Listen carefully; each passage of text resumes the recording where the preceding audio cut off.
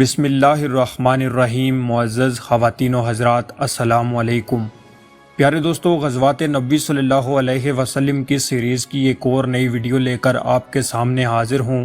آج کی اس ویڈیو میں ہم آپ کے ساتھ غزوہ بدر کی بنیاد بننے والے غزوہ عشیرہ کا ذکر کریں گے، اور آج آپ کو یہ بتائیں گے کہ آخر غزوہ عشیرہ میں کفار کے ساتھ ایسا کیا ہوا کہ انہوں نے بدر کے میدان میں مسلمانوں کے ساتھ لڑائی کو ترجیح دی۔ ربیع الاول 2 ہجری نومبر 623 عیسوی کو غزوہ عشیرہ پیش آیا۔ مورخین نے اگرچہ اس بات کا تذکرہ نہیں کیا، مگر اس بات کا غالب امکان نظر آتا ہے کہ نبی اکرم صلی اللہ علیہ وسلم نے کفار قریش کی جاسوسی اور ان کے تجارتی اور عسکری مقامات کی نقل و حمل پر نظر رکھنے کے لیے یقیناً کچھ لوگ مقرر کر رکھے تھے۔ اسی لیے آپ صلی اللہ علیہ وسلم کو معلوم ہو جاتا تھا کہ قریش کا کون سا تجارتی قافلہ اب کہاں ہے، اس کا سالار کون ہے، اس قافلے کی حفاظت کے لیے قریش نے کیا کیا بندوبست کیے ہیں، حتیٰ کہ آپ صلی اللہ علیہ وسلم ان کی منازل تک سے آگاہ ہوتے تھے۔ آپ کو اطلاع ملی کہ قریش کا ایک بہت بڑا تجارتی قافلہ مکہ سے ملک شام کی طرف روانہ ہوا ہے۔ اس قافلے کا سالار ابو سفیان تھا، جو 1000 اونٹوں پہ تجارتی سامان لاد کر مکہ سے شام کی طرف روانہ ہوا تھا۔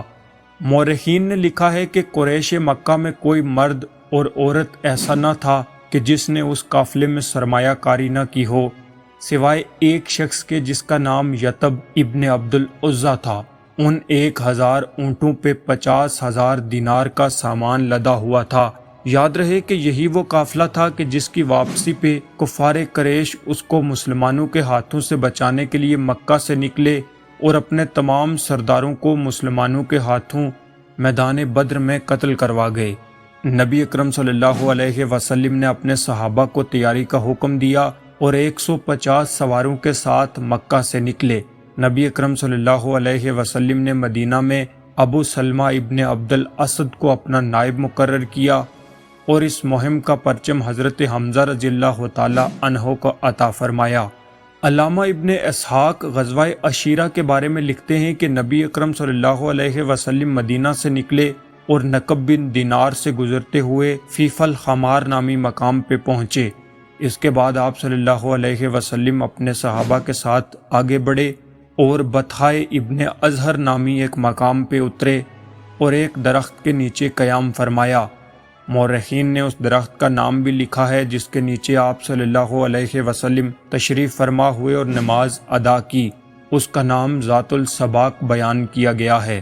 پیارے دوستو، بعد میں مسلمانوں نے وہاں مسجد بھی بنا دی تھی جو ایک طویل عرصہ تک قائم رہی۔ نبی اکرم صلی اللہ علیہ وسلم نے صحابہ کو تیاری کا حکم دیا اور خود آرام فرمانے لگے۔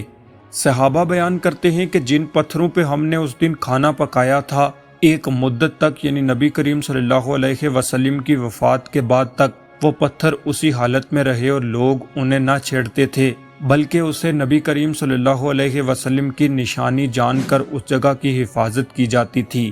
بعد کے ایک مورخ نے لکھا ہے کہ 700 سال تک اس چولہے کے پتھر اسی حالت میں استادہ تھے جس طرح کہ انہیں رسول اللہ صلی اللہ علیہ وسلم نے استوار کیا تھا۔ رات آپ صلی اللہ علیہ وسلم نے اسی جگہ قیام فرمایا۔ اگلی صبح آپ اپنے مختصر لشکر کے ساتھ آگے روانہ ہوئے اور یسار کے کنووں کو ایک طرف چھوڑتے ہوئے شعبہ کے راستے پہ آگے بڑھے اور اس کو شعبہ عبداللہ بھی کہتے ہیں۔ حال کے ایک مورخ نے لکھا کہ آج تک اس مقام کو شعبہ عبداللہ ہی کہا جاتا ہے۔ پھر آپ صلی اللہ علیہ وسلم وادی یسار میں اترے۔ دوپہر کے کھانے کے بعد پھر وہاں سے روانہ ہوئے، یہاں تک کہ یلیل کے مقام پہ پہنچے اور رات گزارنے کے لیے وہاں اترے۔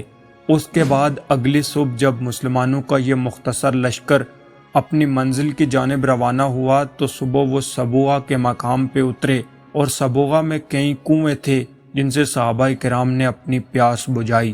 اس کے بعد آپ صلی اللہ علیہ وسلم فرش ملل سے گزرتے ہوئے یمام کے مقام پہ پہنچے اور یمام کے تلخ اور شدید صحراؤں سے گزرتے ہوئے وادی ینبع میں واقع مقام عشیرہ پہنچے۔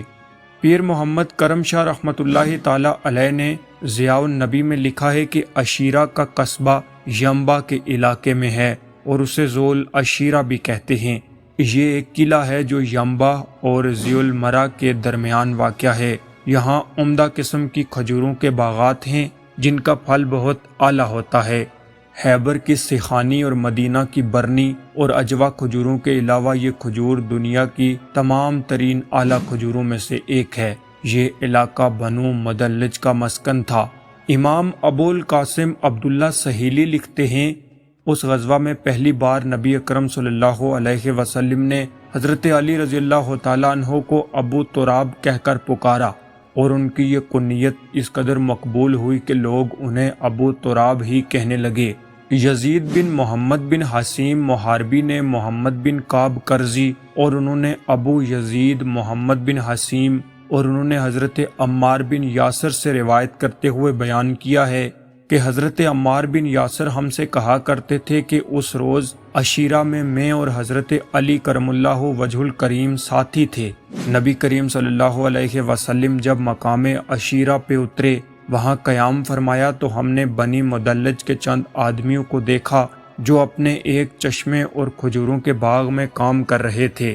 حضرت علی رضی اللہ تعالیٰ عنہ نے مجھ سے فرمایا، چلو ان کے قریب چل کے دیکھتے ہیں کہ یہ لوگ کیسے کام کرتے ہیں۔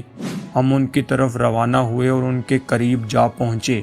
ہم کچھ دیر ان لوگوں کو کام کرتے ہوئے دیکھتے رہے، پھر نیند نے ہم پہ غلبہ پایا تو ہم وہیں کچھ فاصلے پر مٹی سے بھری ایک زمین پر لیٹ گئے۔ نیند ایسی تھی کہ ہماری آنکھیں کھلنے کا نام ہی نہ لیتی تھی۔ ہم نہ جانے کتنی دیر تک وہیں سوئے رہے۔ خداً حضرت صلی اللہ علیہ وسلم نے ہماری غیر موجودگی کو محسوس کیا اور ہماری تلاش میں نکلے۔ آخر آپ صلی اللہ علیہ وسلم نے ہم کو بنو مدلج کے اس باغ میں پایا۔ آپ صلی اللہ علیہ وسلم نے ہم کو آوازیں دی، مگر ہم اس قدر گہری نیند میں تھے کہ ہم آپ صلی اللہ علیہ وسلم کی کسی آواز کو نہ سن سکے، اور ہماری آنکھ تب کھلی جب نبی اکرم صلی اللہ علیہ وسلم نے ہمیں پاؤں سے پکڑ کے خوب ہلایا، اور ہم شرمندہ سے ہو گئے کہ ہم نے اللہ کے رسول صلی اللہ علیہ وسلم کو پریشان کیا۔ جب حضرت علی اٹھے تو ان کے کپڑوں اور جسم سے مٹی گر رہی تھی۔ آپ صلی اللہ علیہ وسلم نے فرمایا، ما لاقا یا ابا تراب۔ پھر آپ صلی اللہ علیہ وسلم ہمارے قریب ہی بیٹھ گئے اور فرمایا، کیا میں تمہیں تمام انسانوں میں سے دو بدبخت آدمیوں کے متعلق نہ بتاؤں؟ ہم نے کہا، یا رسول اللہ ضرور بتائیے۔ تب آپ صلی اللہ علیہ وسلم نے فرمایا، ان میں سے ایک تو وہ تھا کہ جو قوم سمود سے تھا، جس نے حضرت صالح علیہ السلام کی اونٹنی کی کونچیں کاٹ دی تھی، اور دوسرا بدبخت وہ شخص ہوگا جو علی تیرے اس مقام پہ ضرب لگائے گا۔ پھر آپ صلی اللہ علیہ وسلم نے اپنا ہاتھ حضرت علی کے سر کے اگلے حصے پہ رکھا اور پھر فرمایا، یہاں تک کہ یہ جگہ تیرے خون سے تر ہو جائے گی، اور پھر آپ صلی اللہ علیہ وسلم نے حضرت علی کی داڑھی کو چھوا۔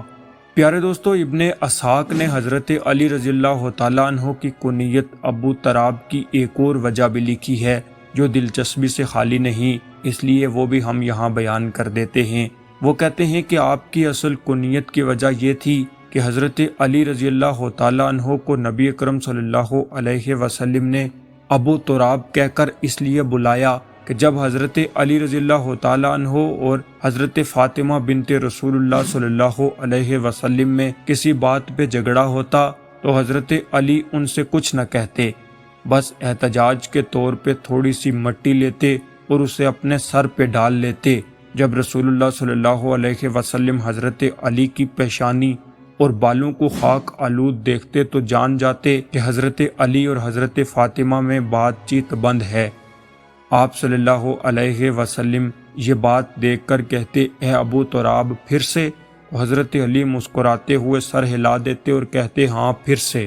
پیارے دوستو، مورخین نے لکھا ہے کہ چونکہ اہل قریش کو اس بات کی بھنک پڑ گئی تھی کہ نبی اکرم صلی اللہ علیہ وسلم اپنے اصحاب کے ساتھ ان کے قافلے کا راستہ روکنے کے لیے مدینہ سے نکل چکے ہیں، تو ابو سفیان نے اہل قافلہ سے مشاورت کی، اور یہ مشاورت اس لیے بھی ضروری تھی کہ نہ جانے کیوں اتنی زیادہ سرمایہ کاری کرنے والے اس قافلے کی حفاظت صرف ابو سفیان کے 40 لوگ کر رہے تھے۔ اس لیے اہل قریش نے یہ فیصلہ کیا کہ وہ راتوں کو بھی سفر جاری رکھیں گے اور نہایت مختصر پڑاؤ کریں گے حتیٰ کہ وہ مسلمانوں سے محفوظ ہو جائیں۔ ابو سفیان کی یہ ترکیب کام کر گئی اور قافلے کی رفتار کئی گنا بڑھ گئی۔ یہی وجہ تھی کہ جب نبی اکرم صلی اللہ علیہ وسلم مقام عشیرہ پر پہنچے تو ابو سفیان کے اس قافلے کو وہاں سے گزرے 2 دن ہو گئے تھے۔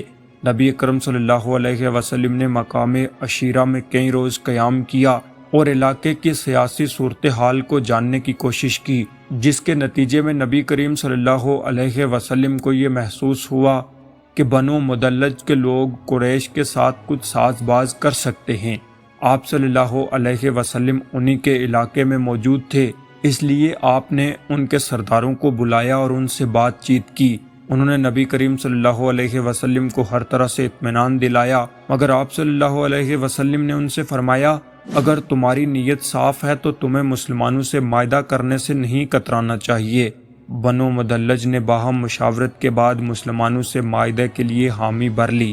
پیارے دوستو، یہ معاہدہ کچھ اس طرح سے لکھا گیا: بسم اللہ الرحمن الرحیم۔ یہ عہد نامہ اللہ کے رسول محمد صلی اللہ علیہ وسلم کی طرف سے بنو مدلج کے لیے ہے، جن کو نبی کریم صلی اللہ علیہ وسلم نے امان دی۔ چنانچہ اب ان کی جانیں اور ان کے مال محفوظ ہیں اور ان کو ان کے دشمنوں کے مقابل مدد دی جائے گی جب تک کہ دریائے صوفہ میں تری باقی ہے۔